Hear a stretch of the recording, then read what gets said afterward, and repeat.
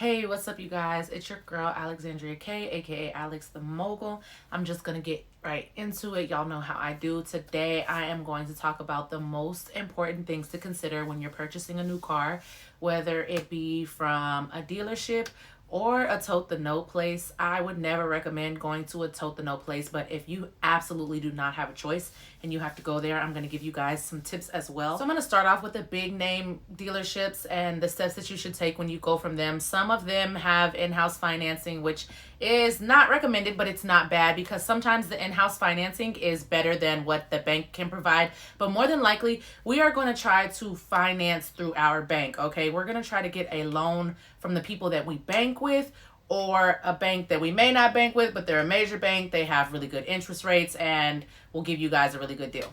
So first things first, the price is never the price, okay?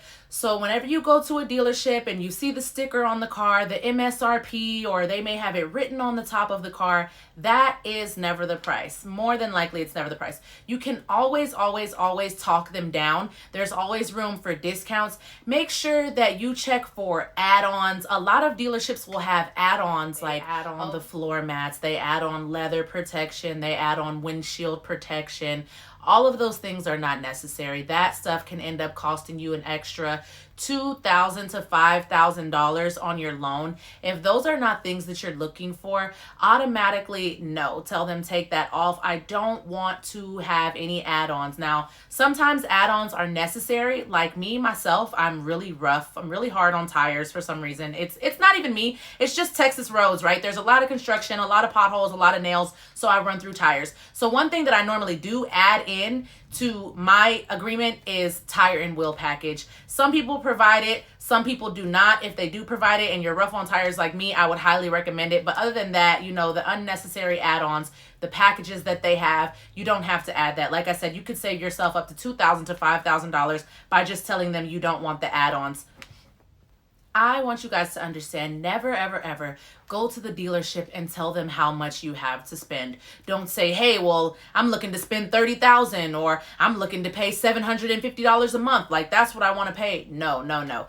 You let them talk first. I'm kind of open. I'm not really sure what I'm looking for. I know what I kind of want my payment to be, but I know that I don't want to go over a certain amount. So if you could just show me your inventory, let me see what you guys have, and I will let you know what works for me. But when you walk into the dealership with this, this is what I have, this is what they're going to take advantage of that because you may have $30,000 to spend or finance. That's your max. That's what you want to spend. And they have a car that they say is $30,000, but you can really talk them down to $25,000, $27,000. So just don't ever step into the dealership and talk numbers with these people. Let them talk first. Let them do your job. At the end of the day, they want to sell you a car. They don't want you to leave without purchasing a car, and they will do whatever it takes to get you into that car that you want.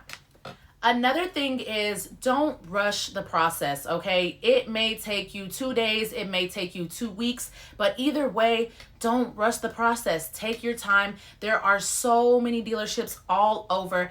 A lot of the times what I like to do is get online and look at the cars first. If there's a specific car that I'm looking for, I'll Google that car and a few years, maybe a 2017 to a 2021, and see what dealerships have them and what prices they have to offer. Don't ever go into a dealership like, I don't know what I want. I just came here to get a car. No, have it in sort of in your mind. Like, I want an SUV, I want a sedan, I want all-wheel drive, I want automatic, I want manual, I want tinted windows. All of these things are things that you should know and possibly write down before you get there. That way you know what you're looking for. You can get on any dealership's website and look at their inventory and go from there. Call them and ask them if the car is available. Tell them that you want to come in and see it. And now, this is the major thing.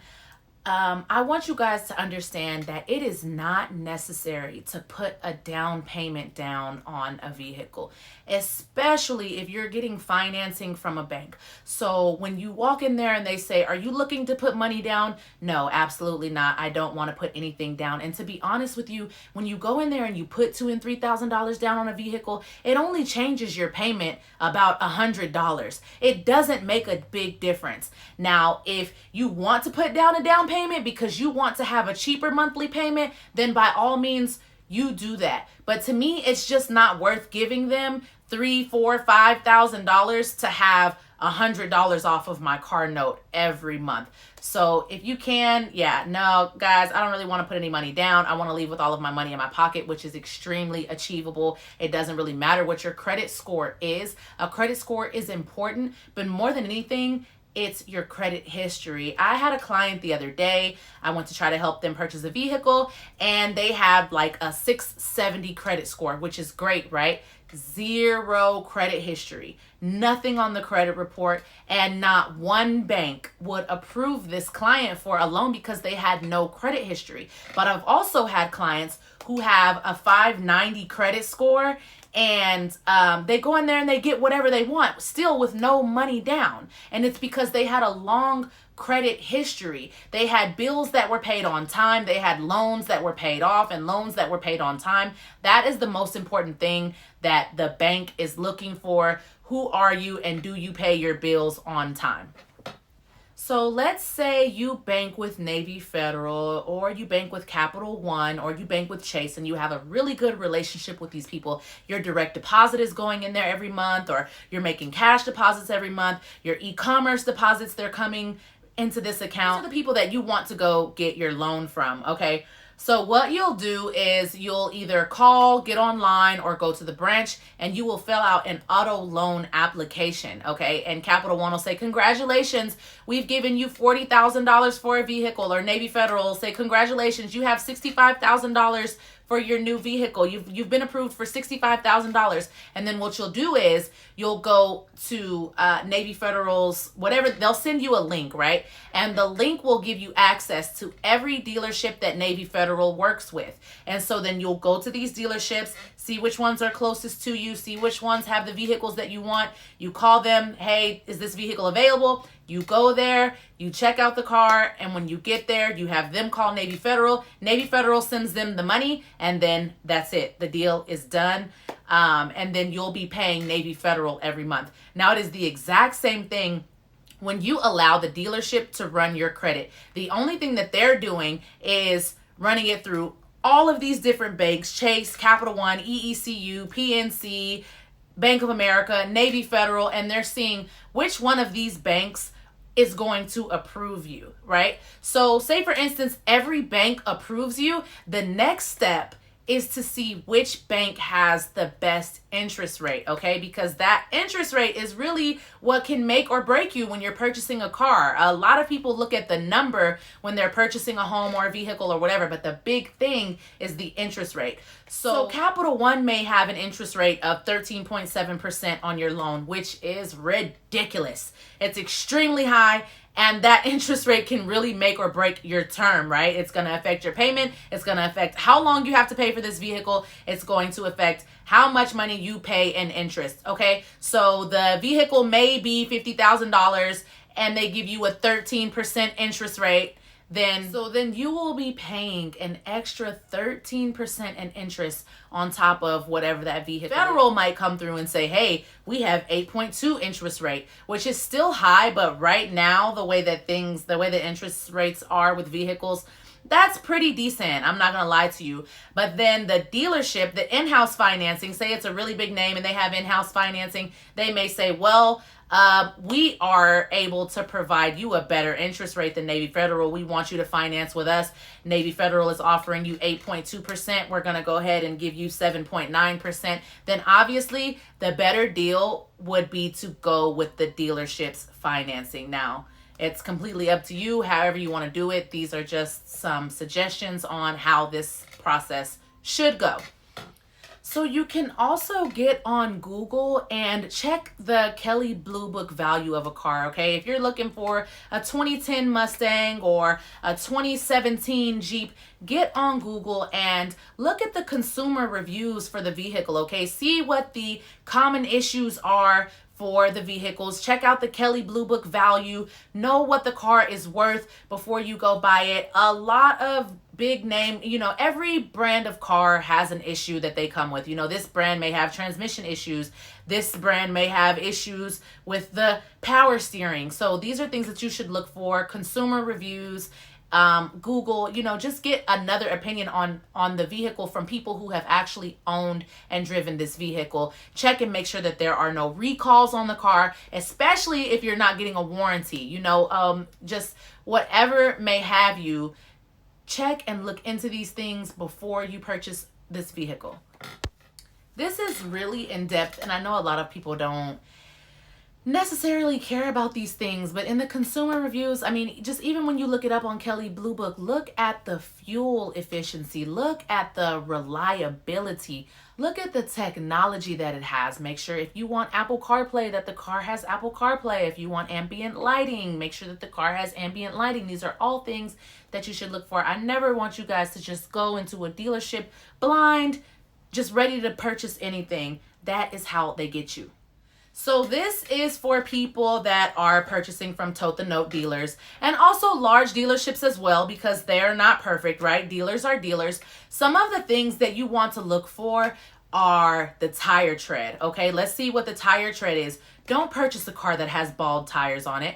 If you like the car, tell them, okay, well, is there any way that you guys can change this tire for me? I see that this tire is bald. It's not really safe for me to ride around with my kids, with my family, or even to work with a bald tire. Is there any way that I can get this tire changed? And more likely than not, the dealership is going to change the tire for you. If they don't change the tire for you, that's probably not the dealership for you, okay? You are gonna want to ask them about the brakes. When you test drive the car, listen for noises from the brakes, from the transmission. If there's something wrong with the transmission, you'll hear like a really clunking sound when you put the car in reverse or drive. That is not a car that you want. When you get inside, make sure the air conditioner works, make sure that the heat works, make sure that the seat warmers work, make sure that the sunroof works, make sure that the radio works. All of these things are things that you should check for. Leave the car on, get out, make sure that you don't hear any ticking sounds. Dodge has a little ticking sound a little bit sometimes. It doesn't really mean anything. And their wheels kind of squeak when you back up. That's just one thing. I've had a few Dodge Challengers. That's just Jeeps. It all sounds like that, right? That doesn't really mean anything. But I just mean like major sounds where you're like, it sounds like there's something wrong with this vehicle. Check the headlights, make sure that the headlights work. Check the bright lights, make sure that the bright lights work. Check the tail lights, make sure that the tail lights work. Look at the exhaust, make sure that there's no smoke or a bad smell coming from the exhaust. This one especially goes for my Tote the Note people. Pop the hood, okay? Pop the hood, look underneath and see if you see anything leaking. Take your flashlight if you have to. Check for coolant, check for oil. If you know what coolant smells like, there's like a specific smell. If you don't know what it smells like, take your dad with you, take your uncle with you, take your mechanic with you, just someone. And if they allow you to, get the car inspected before you drive off the lot. Just don't let anybody sell you a bullshit car, okay? A beater, because we don't want to spend our hard-earned money on a car that's not going to last us throughout the year. Cars are very expensive, so just make sure that you are checking for these things as you purchase your vehicle, okay? This is a really big investment. It's very important to look for these things.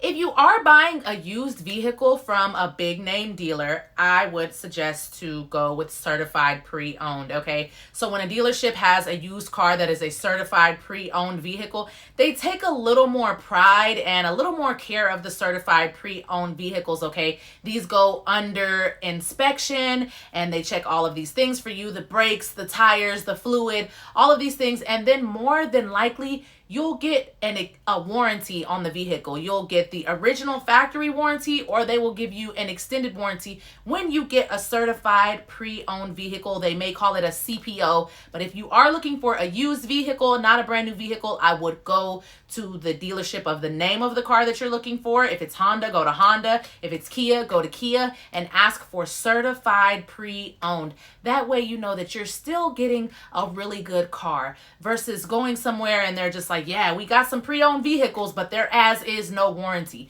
You never want that. If it's possible for you to get the warranty, go with the car that is going to get you the warranty. Always, always, always. So if you're looking for used, go with the year before the new body style, and we're looking for certified pre-owned vehicles only. We don't want to go to Hyundai and buy a 2017 Chevy Tahoe. Absolutely not. Someone brought that Tahoe there in as a trade-in, and they may have brought it there because the Tahoe was on the last leg and they're just trying to get rid of it, and they know that the dealership will give them a trade-in allowance for bringing that vehicle. So that's not the way that you want to go. I mean, if you must, you must, but I suggest no.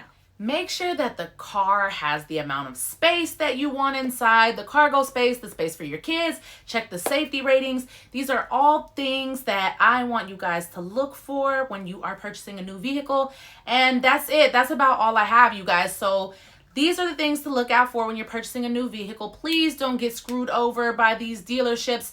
Watch this video. It's very important. If you have any questions, feel free to comment down below. Subscribe to my channel for more information like this.